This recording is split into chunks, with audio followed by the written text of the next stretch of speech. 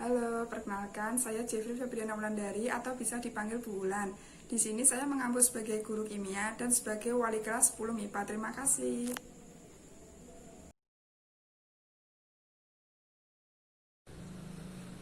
Sekarang untuk bab pertama ada ruang lingkup kimia. Nah, nanti pada bab pertama itu ada ruang lingkup kimia itu sendiri, ada hakikat ilmu kimia, metode ilmiah, terus peranan ilmu kimia dalam kehidupan sehari-hari itu ada. Nah, ini perkenalan dulu.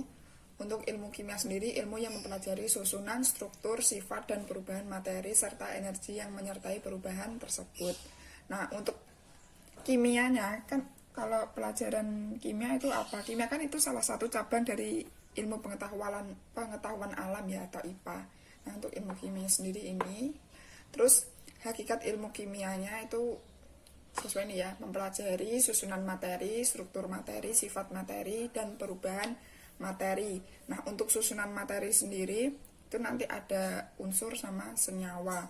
Nah, perbedaannya apa unsur sama senyawa?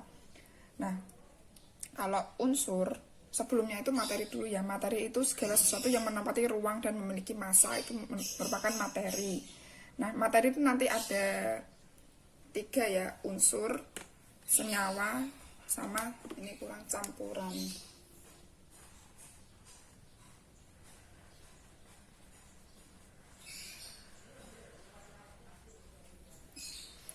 Nah, untuk unsur sendiri itu zat yang paling sederhana dan tidak dapat dibagi-bagi lagi.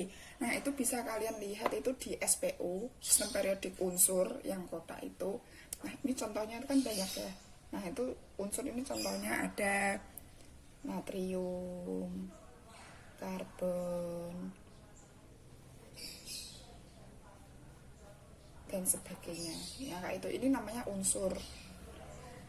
Nah, sedangkan pada unsur sendiri itu nanti dibedakan menjadi 2, itu ada logam dan non logam. Adapun juga yang metaloid yang memiliki sifat logam dan non logam juga ada. Terus ada senyawa. Senyawa sendiri itu adalah zat murni yang terbentuk dari gabungan beberapa unsur. Jadi ada unsur-unsur digabungkan, nah, itu membentuk senyawa. Seperti itu. Contohnya CO2. Nah, ini kan gabungan dari beberapa unsur. Unsur apa? Unsur C sama unsur 2O. Ini O-nya ada 2 kan ini. Berarti unsur C sama unsur O. Itu namanya senyawa. Selain itu ada H2O atau air. Nah, gabungan beberapa unsur H sama O. Seperti itu contohnya. Nah, terus ada campuran. Nah, campuran itu adalah gabungan antara 2 zat atau lebih di mana sifat fungsinya tidak berubah. Nah, itu namanya campuran. Nanti itu campuran ada 2, itu campuran homogen sama heterogen.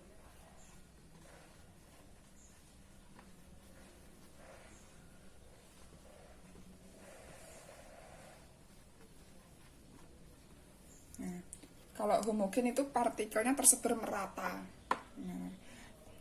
Nah, nanti untuk homogen ini atau disebut juga sebagai larutan. Nah, untuk campuran heterogen itu campuran dengan komposisi zat penyusun di seluruh ruangan tidak seragam, tidak sama. Kan ini sama, kalau ini tidak sama. Nah, itu contohnya ini dapat dilihat di psikologi saya ya.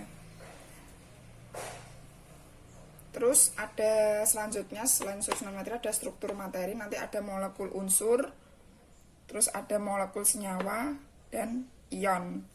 Nah, molekul unsur itu gabungan dari unsur-unsur yang jenis ya. Contohnya itu ada O2, N2, H2, P4. Nah, itu unsur. Unsur apa? OO, NN, HH, PP. Ini kan satu unsur. Unsurnya sama. Nah, itu molekul unsur. Tapi kalau molekul senyawa itu gabungan dari berbeda unsur gitu ya. Unsurnya berbeda. Contohnya seperti tadi CO2, senyawa tadi ya. Terus ada H2O, CaCO3, itu sama seperti ini sih. Itu gabungan dari Ca, ya kan? C, O-nya 3. Nah, kalau ion sendiri itu nanti kayak ada ionnya ya. Ini elektron Na+, terus Cl-. Nah, nanti ini kalian pelajari di selanjutnya, nanti ada golongan. Nah, nanti tahu Na+, Cl-, Ca2+, Br-, seperti itu nanti ada. Untuk sifat materi sendiri, itu sifat materinya itu beragam ya. Contohnya mudah terbakar, korosi itu perkaratan, terus bereaksi dengan zat lain dan sebagainya. Terus perubahan materi itu ada yang bersifat fisika dan bersifat kimia. Kalau yang bersifat fisika itu dia tidak menghasilkan zat baru. Nah, itu fisika. Contohnya apa? Lilin yang dibakar. Nah, itu kan fisikanya. Lilin dibakar. Terus ada es mencair. Nah, kalau es mencair, nah itu kan dari padat menjadi cair. Tetapi dia zatnya sama, ya kan? Ya air, kayak gitu. Air dalam bentuk padat atau bentuk cair, ya kan? Dan berarti kan dia tidak menghasilkan zat baru, gitu. Ini juga lilinnya dibakar kan sama. Tapi kalau kimia, itu kan dia menghasilkan zat baru. Nah, itu melalui reaksi kimia. Contohnya apa? Contohnya itu besi berkarat. Nah, gimana besi berkarat? Nah, besi berkarat kan dia itu berkarat karena ada besi, terus ada itu ya interaksi antara dengan oksigen gitu ya. Nah, itu kan ada apa? Reaksi kimia. Nah, itu nanti besi bisa berkarat. Terus kayu dibakar menjadi abu.